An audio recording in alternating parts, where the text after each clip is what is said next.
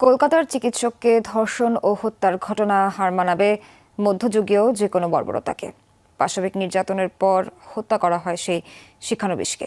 চোখ মুখ থেকে গড়িয়েছে রক্ত, যৌনাঙ্গ সহ গোটা শরীরে ছিল মারাত্মক আঘাত, ভেঙে গেছে শরীরের হাড়ও। এটা কিভাবে হলো, আসলে কিভাবে হয়েছে আমি আপনাকে বলছি। দেখেন, আমি আপনাকে মূল জায়গাটা বলছি। এই যে মানসিক বিকৃতি, অসুস্থতাটা হয়েছে অনলি পর্নোগ্রাফির কারণে, অনলি পর্নোগ্রাফি। কারণ পর্নোগ্রাফি দেখতে দেখতে সবাই বাসায় এগুলো ইন্টারনেটে, আপনার ফোনে সবাই যখন দেখতে অভ্যস্ত হয়ে গেছে, তখন ইন্টারনালি আমরা সবাই পশু হয়ে গেছে। এখন সামনে যেই থাকে, একটা ছোট বাচ্চা থাক, ছোট মেয়ে থাকে, 5 বছরের মেয়েকে দেখলাম রেপ করে ফেলছে। 5 বছরের মেয়ে, 5 বছরের মেয়ে রেপ হয়েছে কোথায় বলতে চাচ্ছি না, কারণ এগুলো বললে তো নিজেদের দোষ প্রকাশ করা হয়। কিন্তু মানুষ ধর্ষকের কোনো ধর্ম নাই। সে হিন্দু, মুসলিম, নাকি বৌদ্ধ, খ্রিস্টান, না আলেম জালেম, এগুলো ধর্ম দেখার সময় নাই। আল্লাহ পাক বলেছেন তার রাসূলের মাধ্যমে ধর্ষণ হলেই প্রকাশ্যে মৃত্যুদণ্ড দিয়ে দিবে, যেই হোক, সে যেই হোক, সে যেই হোক না, ওর কোনো ধর্ম নাই। সে একজন আলেম দাড়িওয়ালা মানুষও যদি হয়, তাকেও এই কাজ করতে হবে। তো চোরের কোনো ধর্ম আছে? ডাকাতের কোনো ধর্ম আছে?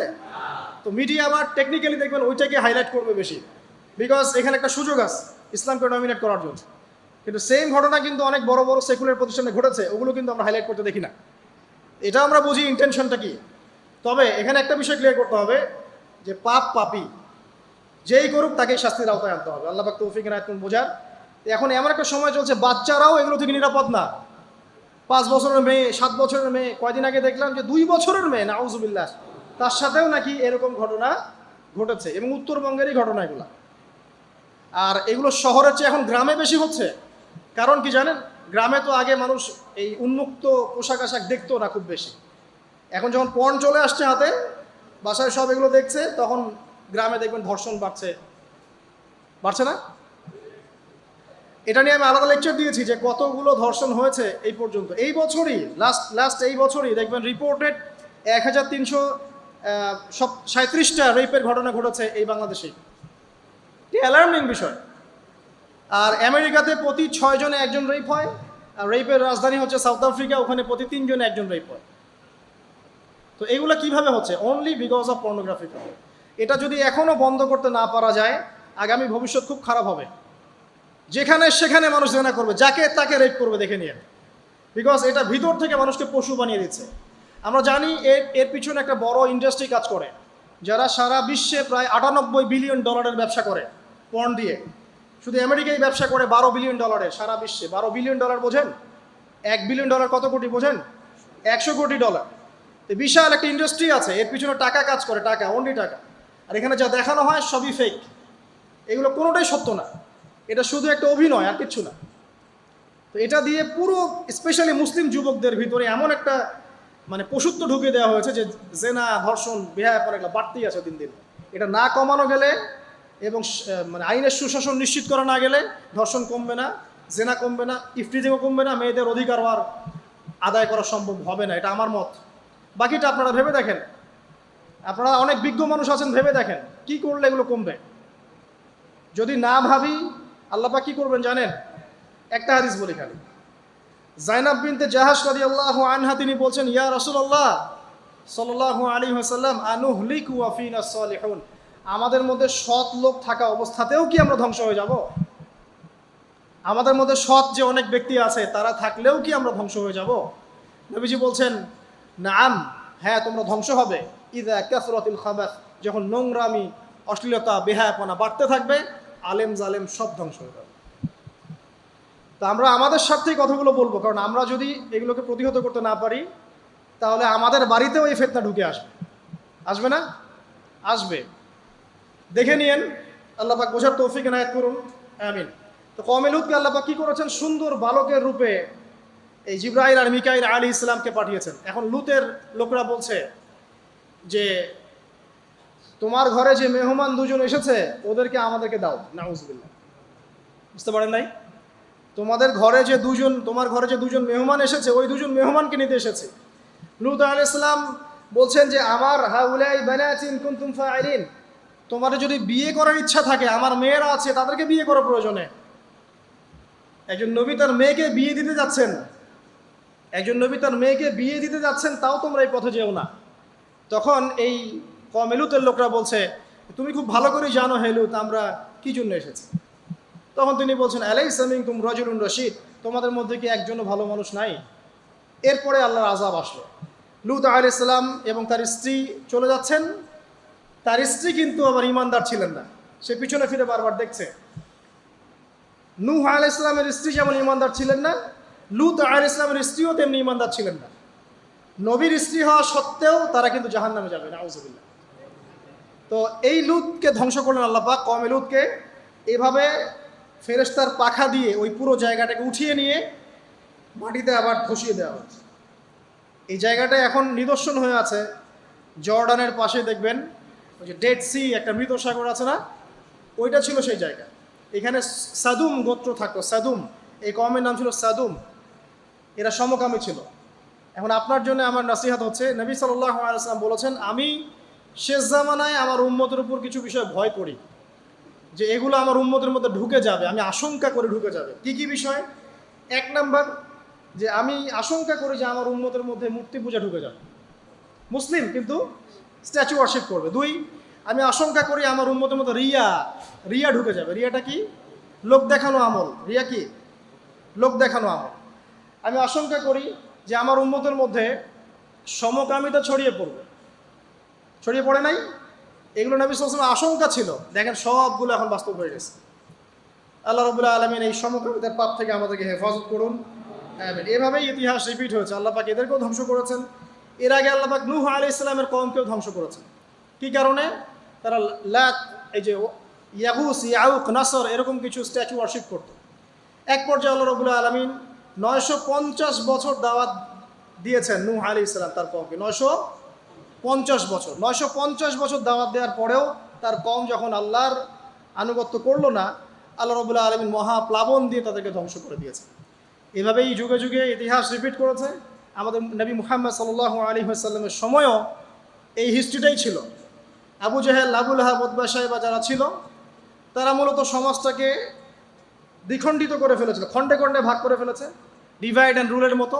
সমাজে সুদ ছড়িয়ে দিয়েছিল, জেনা ছড়িয়ে দিয়েছিল, পরকীয়া ছড়িয়ে দিয়েছে এবং শিরিক ছড়িয়ে দিয়েছে এবং গোত্রীয় হানাহানি চলছিল।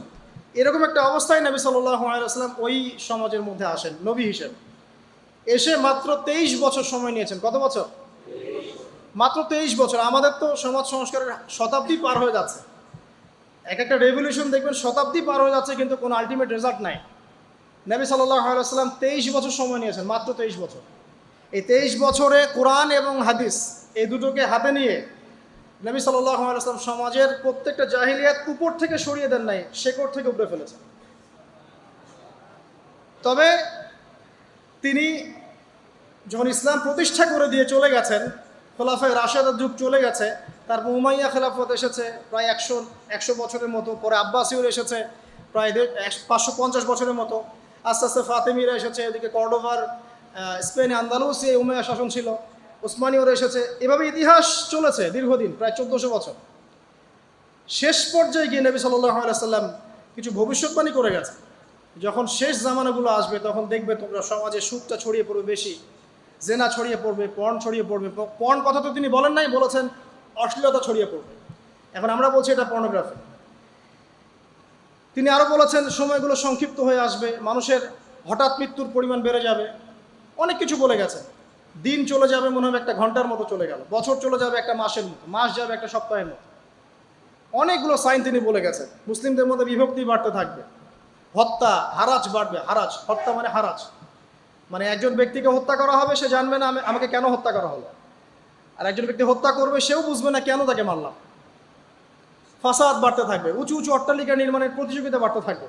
হচ্ছে না এগুলো? সমাজে ভালো মন্দের মানদণ্ড উল্টে যাবে, মানুষ সত্যকে মিথ্যা বলবে, মিথ্যাকে সত্য বলবে, মিথ্যাবাদীকে সত্যবাদী বলবে, সত্যবাদীকে মিথ্যাবাদী বলবে, আমানতদারকে খেয়ানতকারী বলবে, খেয়ানতকারকে আমানতদার বলবে। টোটালি মানদণ্ড উল্টে যাবে। আস্তে আস্তে সিচুয়েশন এমন হতে থাকবে, খারাপ থেকে খারাপ। তবে সোনালি সময় কি আর ফিরবে না? তাহলে সময় কি তাহলে আর ফিরবে না? এভাবেই চলবে সব কিছু? না, এভাবে চলবে না ইনশাআল্লাহ। আল্লাহ রাব্বুল আলামিন তার রাসূলের মাধ্যমে জানিয়েছেন এই সব কিছুই সাময়িক, সব কিছু সাময়িক। ইতিহাস আবার পুনরাবৃত্তি ঘটাবে। ইতিহাস সভ্যতা শুরু হয়েছিল একজন নবী দ্বারা, শেষও হবে আরেকজন নবী দ্বারা ইনশাআল্লাহ। সভ্যতা শুরু হয়েছিল আদম আলাইহিস সালামকে দিয়ে, আর শেষ হবে ঈসা ইবনে মারিয়ামের হাতে। শেষ জামানার সবচেয়ে ভাইটাল ক্যারেক্টার হচ্ছেন ঈসা ইবনে মারিয়াম। ইমাম মাহদী নন, ইমাম মাহদী সবচেয়ে ভাইটাল ক্যারেক্টার নন। সবচেয়ে ভাইটাল ক্যারেক্টার হচ্ছে ঈসা ইবনে মারিয়াম। তিনি প্যালেস্টাইন, জেরুজালেম থেকে পুরো ওয়ার্ল্ডে ইসলামিক খেলাফা রিস্টোর করবেন ইনশাআল্লাহ তাআলা। এবং তিনি নতুন কোনো শরীয়ত নিয়ে আসবেন না, নতুন কোনো ধর্ম নিয়ে আসবেন না, বরং তিনি এসে বরং ক্রুশ ভেঙে ফেলবেন। শুয়োরের মাংস এটাকে একদম টোটালি হারাম করে ফেলবেন। জিজিয়া যে ট্যাক্সটা আছে এটাকে উঠিয়ে দিবেন। এবং তিনি 40 ইয়ার্স, হাদিসে এসেছে 40 বছর তিনি এই পৃথিবীতে থাকবেন। কত বছর? 40 বছর। ওই সময় সম্পর্কে এমন কথা এসেছে যে জাকাত নেয়ার জন্য একটা মানুষ খুঁজে পাওয়া যাবে না। আসতে কতদিন এটা আমরা বলতে পারবো না, এটা আল্লাহ পাক জানেন, আল্লাহ জানেন। এটা কতদিন এটা আমরা বলতে পারবো না, এটা বলার অধিকারও আমাদের নাই, বিকজ এটা গায়েবের বিষয়। আলামতগুলো আস্তে আস্তে আস্তে আস্তে ওইদিকে যাচ্ছে। এখন তিনি আজকেই আসুন আর কালকেই আসুন, ইমাম মাহদী আজই আসুক আর কালই আসুক, আপনার আমার দায়িত্ব চেঞ্জ হবে না। দায়িত্ব কি চেঞ্জ হবে? খুব সংক্ষেপে 2 মিনিট সময় নিচ্ছি যে আমরা যে কোনো সিচুয়েশনেই আমাদের দায়িত্বটা কি আসবে। 1 নাম্বার কথা হচ্ছে ভাই, যে বড় পরিসরে চিন্তা বাদ দিয়ে আগে ছোট পরিসরে আসেন। নিজের ব্যক্তি জীবনে আগে ইসলাম প্রতিষ্ঠা করেন। নিজে আগে পড়াশোনা করি, দিনের জ্ঞান অর্জন করেন, পড়াশোনা করেন, যে লাইনেই পড়াশোনা করছেন করেন, কিন্তু ইসলামের ফরজ, ওয়াজিব, সুন্নত, মোস্তাহাবগুলো শেখেন। ডাক্তার, ইঞ্জিনিয়ার হওয়ার কোনো আপত্তি নাই, তুমি বড় পলিটিশিয়ান হন, ইকোনমিস্ট হন, কোনো আপত্তি নাই, বাট ইসলামের বেসিক নলেজটা অর্জন না করে মৃত্যুবরণ করেন না আল্লাহর রাস্তায়। 2 নাম্বার, কোরআনকে সময় দেন, কোরআনটাকে স্টাডি করেন, হাদিসটা স্টাডি করেন। আল্লাহ পাক তৌফিক দান করুন, আমিন। এরপরে আমল বাড়িয়ে দেন, আমলটা বাড়ায় দেন। এখন সময় থাক 100 বছর আর 500 বছর বা 2 বছর, আমল বাড়ায় দেন। আপনার আমল আপনার সাথেই, কেউ কারো কবরে যাবে না। অতএব আমল বাড়িয়ে দেওয়ার চেষ্টা করি, আল্লাহ পাক তৌফিক দান করুন। আমল বাড়ানোর সবচেয়ে সেরা পদ্ধতি হচ্ছে রাসূল সাল্লাল্লাহু আলাইহি ওয়াসাল্লামের সুন্নাহ মতো জীবন গড়া, নবীর সুন্নাহ মতো জীবন গড়া। প্রত্যেকটা কাজ রাসূল সাল্লাল্লাহু আলাইহি ওয়াসাল্লামের সুন্নাহ মতো করেন, ইনশাআল্লাহ প্রতিটা কাজই নেকি হবে ইনশাআল্লাহ। আর কি বাড়াবো? আদর্শ পরিবার। এটা বারবার আমি একটা কথা বলি যে আদর্শ পরিবারের কোনো বিকল্প নাই। পারিবারিক আদর্শ, পারিবারিক মূল্যবোধ সবচেয়ে বড় শিক্ষা। এই শিক্ষাটা অন্য জায়গায় আপনি পাবেন না। সো পারিবারিক আদর্শটা ঠিক করার চেষ্টা করি আমরা। আমাদের বাচ্চাদের প্রতি সচেতন হই, কার সাথে মিশছে, কি করছে, ওদেরকে ডিভাইস এডিক্টেড হতে দিয়েন না। এত সহজেই স্মার্টফোন ওদের হাতে তুলে দিয়েন না। বাসায় ছোট ছোট মেয়েদের ব্যাপারেও সচেতন হন, তাদের ব্যাপারেও খেয়াল রাখেন, তাদেরকে নিরাপত্তায় রাখেন। পর্দা, এটা তো বলতেই হবে, এটার কোনো বিকল্প নাই। যে যাই বলুক না কেন, আপনার ইজ্জত সম্মান আপনার কাছেই, এর কোনো বিকল্প নাই। রাসূল সাল্লাল্লাহু আলাইহি ওয়াসাল্লাম এবং আল্লাহর বিরুদ্ধাচারণ করে আপনি প্রগতি অর্জন করতে পারবেন না, আপনি উন্নতি অর্জন করতে পারবেন। পারতে পারেন, সেটা বস্তুবাদী, কিন্তু পরকালে এর কোনো অস্তিত্ব থাকবে না। আর কি করতে পারি আমরা হালাল অর্থনীতি সার্চ করতে পারি। হারামে যারা আছে আজকে তওবা করি, আজকের এই লেকচার যাদের কানে যাবে, আমরা দোয়া করি আল্লাহ পাক সবাইকে হারাম রিজিক থেকে ফিরিয়ে নিয়ে আসুন। আমি বারবার একটা কথা বলি ভাই, আপনার আমল নামায় যতটুকু রিজিক আছে এর একটা দানা না খেয়ে আপনি মৃত্যুবরণ করবেন না, আপনার মৌত হবে না। এখন আপনার রিজিকটা আপনি কি অবৈধ পথে চাচ্ছেন না বৈধ পথে চাচ্ছেন, এটা আপনার ডিসিশন। আপনি যদি বৈধ পথে চান, ওই পরিমাণ রিজিক আপনাকে খাওয়াবেন আল্লাহ পাক, তারপর মৃত্যুবরণ করবেন। আর যদি অবৈধ পথে চান, সেটাই খাওয়াবেন, খাওয়ায় মৃত্যুবরণ করবেন। মানে আপনি ডিসিশন নেন কোন দিকে যাবেন। আর রিজিকের মালিক আল্লাহ আমরা খালি মুখে বলি, মনে কিন্তু বিশ্বাস করি না। মনে যদি বিশ্বাস করতাম তাহলে আমরা কিন্তু কখনো সুদের ধার ধারতাম না, আমরা ঘুষ দুর্নীতি করতাম না। কারণ আমরা করছি কেন? মনে করছি যে আমি এটা করলে রিজিক বাড়বে। আর আপনি যাদের জন্য এই কাজগুলো করছেন, আপনার স্ত্রী, আপনার সন্তান, আপনার পরবর্তী প্রজন্ম, 40 দিন সময় নেবেন আপনাকে ভুলে যেতে। 40 দিন সময় নেবেন আপনাকে ভুলে যেতে, দেখে নিন। কবর খুব একাকিত্বের জীবন। আসলে মৌতের যে যন্ত্রণার কথা আমরা বলি না, এটা সবচেয়ে বড় বিষয়টা কি জানেন? শারীরিক কষ্ট তো আছেই, এই যে দুনিয়ার সবার থেকে বিচ্ছেদ, এটাই হচ্ছে যন্ত্রণা।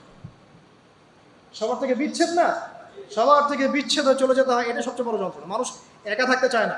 জেলখানায় যে মানুষকে বন্দি করে রাখে না, ওই একাকিত্বের কষ্টে মানুষ ভোগে। একা একা, আমি একা, কেউ নেই আমার সাথে, এটাই। এর উপর যদি আবার টর্চার করা হয়, রিমান্ড দেওয়া হয়, তাহলে কি অবস্থাটা হবে বোঝেন। এই হলো কবর, এই হলো কবর। একটা ঘটনা বলে শেষ করে দেই যে একজন ব্যক্তি মারা গেছেন, আর মুসা আলাইহিস সালামের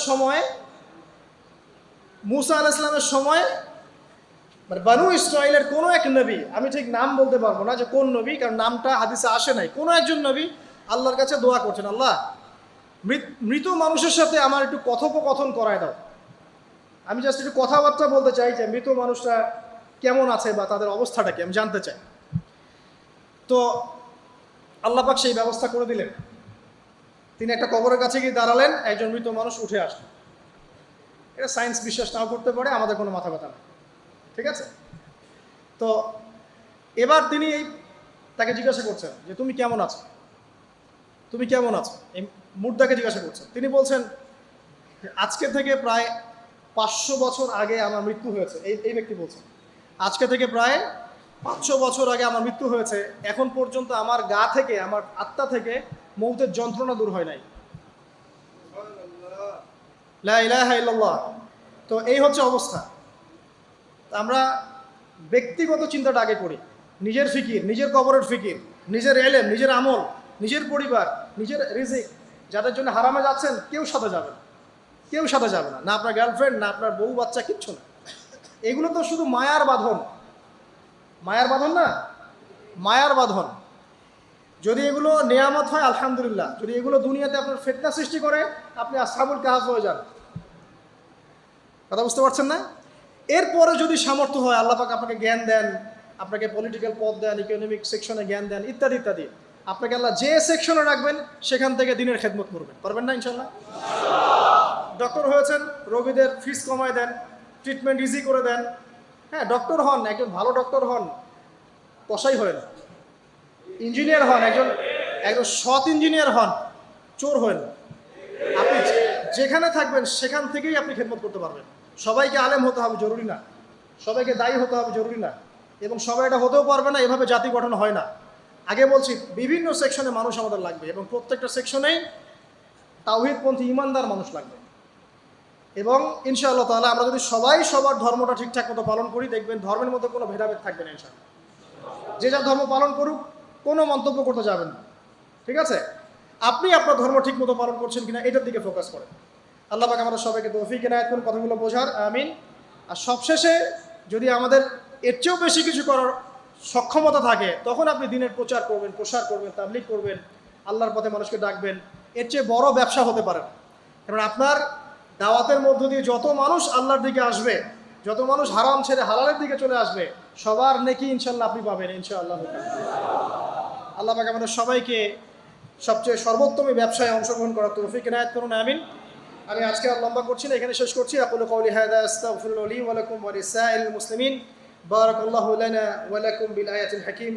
ইন্নাহু তাআলা জাওয়াদুন কারীমুর রাউফুর রহিম। সুবহানাকাল্লাহুম্মা ওয়া বিহামদিক, আশহাদু আন লা ইলাহা ইল্লা আনতা আস্তাগফিরুকা ওয়া আতুবু ইলাইক। আসসালামু আলাইকুম ওয়া রাহমাতুল্লাহি ওয়া বারাকাতুহু।